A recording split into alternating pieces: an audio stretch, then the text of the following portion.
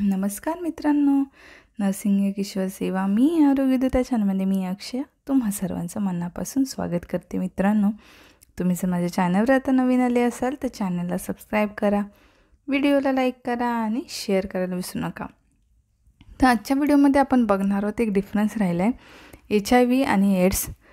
ह्या ज्या क्वेश्चनचा डिफरन्स आहे तो आजच्या व्हिडिओमध्ये आपण बघणार आहोत. हा विचारला गेलेला आहे MSN सेकंडमध्ये. तर आपण व्हिडिओला सुरुवात करूया.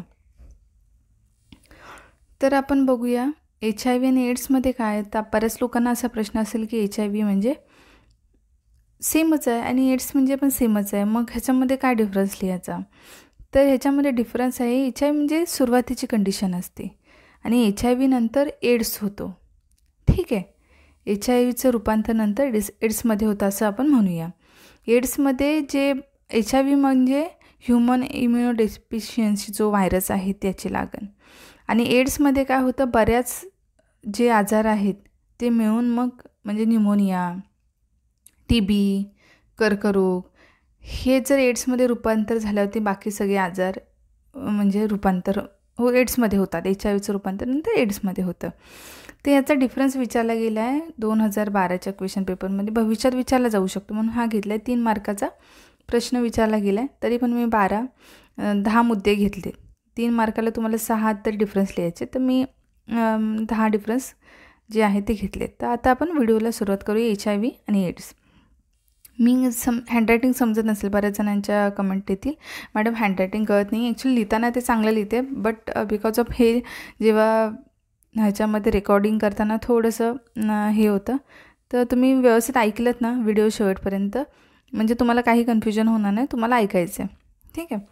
तर HIV म्हणजेच काय, तर पहिला डिफरन्स बघूया. HIV म्हणजे ह्युमन इम्युनोडेफिशियन्सी व्हायरस, आणि एड्स म्हणजे काय, तर एड्स म्हणजे आहे ॲक्वायर्ड इम्युनोडेफिशियन्सी सिंड्रोम. ठीक आहे. दुसरा आहे हा मानवाला होणारा आणि मरेपर्यंत मानवी शरीरात असणारा कधीही बरा न होणारा आजार आहे HIV. मानवाला होणारा, माणसालाच होतो. ॲक्च्युली पहिले माकडामध्ये आढळून आला होता, पण मानवाला सध्या आपण ह्युमन आहोत, तर मानवाला होणारा आणि मानवी शरीरात असणारा कधी बरा न होणारा आजार. आणि हा पण सेम, हा मानवाला होणारा आणि मानवी शरीरात जन्मभर राहणारा माणूस ह्या आजाराने त्रस्त राहतो जन्मभर. यात मानवी रोगप्रतिकारशक्ती कमकुवत होते HIVमध्ये. ह्यामध्ये विषाणू शरीराच्या रोगप्रतिकारशक्तीवर हल्ला करतो.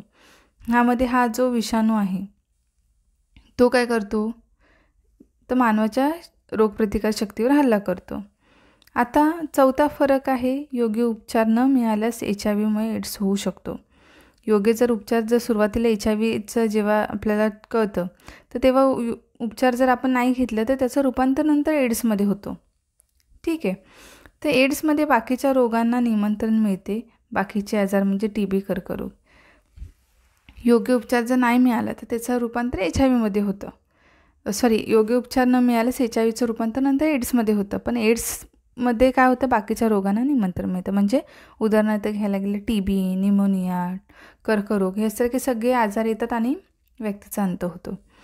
याची लक्षणे लगेच दिसत नाही. HIVची लक्षणं जी कशी असतात ती लगेच दिसत नाहीत, पण एड्सची लक्षणं लगेच दिसतात. वजन कमी होणे, ताप येणे, त्वचेचे रोग, फुफ्फुसांचा संसर्ग. याचे निदान रक्त तपासणीने होते. HIVचं निदान कसं करतो आपण, तर रक्त तपासणी. ह्याचंही निदान रक्त तपासणीने होते. आणि बाकीच्या जेव्हा आजारांच्या ह्याच्यानुसार आपण मग HIV टेस्ट करतो. सतत येणारा ताप, त्वचेचे रोग याच्या हिशोबाने आपण ब्लड टेस्ट करतो. त्यानंतर आहे हा जो आजार आहे ते होण्याचं कारण असुरक्षित लैंगिक संबंध, संक्रमित रक्त संक्रमण. म्हणजे ज्या व्यक्ती, आता एखादा HIV पॉझिटिव्ह व्यक्ती आहे, त्या व्यक्तीसोबत असुरक्षित लैंगिक संबंध ठेवणे, मल्टिपल सेक्शुअल रिलेशन म्हणजे अनेक पार्टनर्स बदलणे. ठीक आहे. त्यानंतर संक्रमित रक्तसंक्रमण होणे, म्हणजे संक्रमित रक्तसंक्रमण म्हणजे काय, तर HIV व्यक्ती पॉझिटिव्ह असलेल्या व्यक्तीचं ब्लड आपण एखाद्या चांगल्या व्यक्तीला दिलं की तो लगेच HIV बाधित होणारच आहे, कारण त्याचं ब्लड गेलं आहे ना.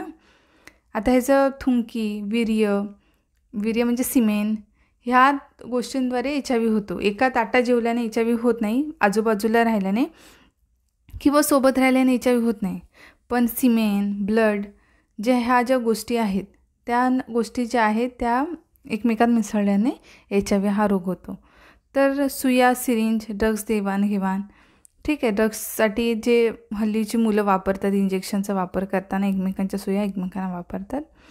तसं एक रक्तसंक्रमण, सुया, सिरिंज, ड्रग्स देवाणघेवाण याच्यामुळे HIV होतो.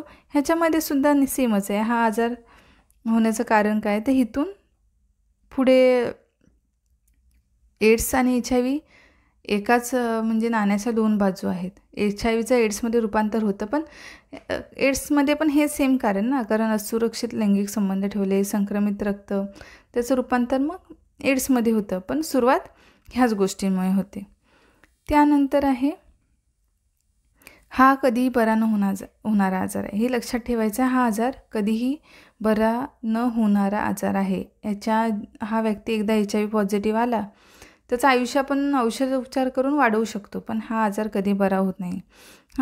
एड्ससुद्धा कधी न बरा होणारा आजार आहे. तर ह्याच्यावर उपचार म्हणजे अँटीरेट्रोव्हायरल उपचार, ठीक आहे. अँटीरेट्रोव्हायरल जे उपचार पद्धती आहे ती आहे. तर याच्यावरही उपचार म्हणजे अँटीरेट्रोव्हायरल उपचार पद्धती, ART ट्रीटमेंट म्हणतात त्याला शॉर्ट फॉर्ममध्ये. त्याच्यामध्ये इंजेक्शनचं उपलब्ध आहे. याच्यामध्ये काय करतात, तर रोगप्रतिकार म्हणजे 10वा फरक बघा. या उपचार पद्धतीमध्ये रोगप्रतिकारशक्ती पुनर्प्राप्त होते, पण हा आजार बरा होत नाही. या उपचार पद्धतीमध्ये काय होतं, तर जी रोगप्रतिकारशक्ती आहे व्यक्तीची ती काय होते, बरी म्हणजे पुनर्प्राप्त होते त्या व्यक्तीला, पण हा आजार बरा होत नाही या उपचाराने. सेम ह्याच्यातही आहे. या उपचार पद्धतीमध्ये रोगप्रतिकारशक्ती पुनर्प्राप्त होते, पण हा आजार कधीही बरा न होणारा आजार आहे. हे लक्षात घ्या. HIV जो हा आजार आहे, अगदी नवीन हल्लीच्या पिढीनंसुद्धा म्हणजे ड्रग्ससाठी वापर करणे किंवा एकमेकांच्या सुया एकमेकांना वापरतात ड्रग्ससाठी, त्याच्यामुळे बऱ्याच लोकांसोबत एका पर्सनने अनेक लोकांशी अनैतिक संबंध ठेवल्याने सुद्धा HIV होतो. ब्लडचं ट्रान्सफ्युजन, ठीक आहे, HIV बाधित व्यक्तीचं ब्लड आपण इकडून तिकडे दिलं तरीही होतं. तर खूप घातक हा आजार आहे. त्याच्यावर सध्या औषध उपचार असेल तरी पण व्यक्ती हा आजार बघा ना, किती म्हणजे एका व्यक्तीमुळे बऱ्याच लोकांना ही चेन आहे, ती व्यक्ती बाधित करू शकते. बऱ्याच लोकांचं आयुष्य उद्ध्वस्त होतं, लोक खचतात. HIV झालं म्हणजे लोक वाईट टाकणार एखाद्याला कळालं तर. खूप डेंजरस कंडिशन असते. मग मुलं आईकडून जे गरोदर असतात, तर मातांकडून पण आपल्या मुलांना HIV होऊ शकतो. त्यांचं मग समाजात वावरणं थोडं कठीण होऊन जातं. तर अगदी तुम्ही यंग असता तर कधी कधी चुका होतात. सगळ्यासाठी, अगदी साध्या साध्या लोकांकडून सगळ्यांसाठी हा संदेश आहे. तर त्याच्यासाठी आपण केअरफुल असणं गरजेचं आहे. एकदम प्रामाणिक राहणं. याचा उपचार म्हणजे काय, असुरक्षित लैंगिक संबंध टाळणे, ठीक आहे. त्याच्यासाठी कॉन्डमचा वापर करणे, म्हणजे बेसिक गोष्टी सांगते. तर ह्या गोष्टी ज्या असं प्रिकॉशन, ड्रग्स एकमेकांच्या म्हणजे ड्रग्स हा प्रकारच टाळायचा आहे. बऱ्याच लोकांच्या म्हणजे बऱ्याच आपल्या भारतामध्ये पण असतील आणि बाहेरच्या देशामध्ये पण एकमेकांच्या सुया वापरणे, कारण नशा येतो, त्याच्यामध्ये काय करतो ते कळत नसतं. तर ह्या गोष्टी टाळल्या पाहिजेत.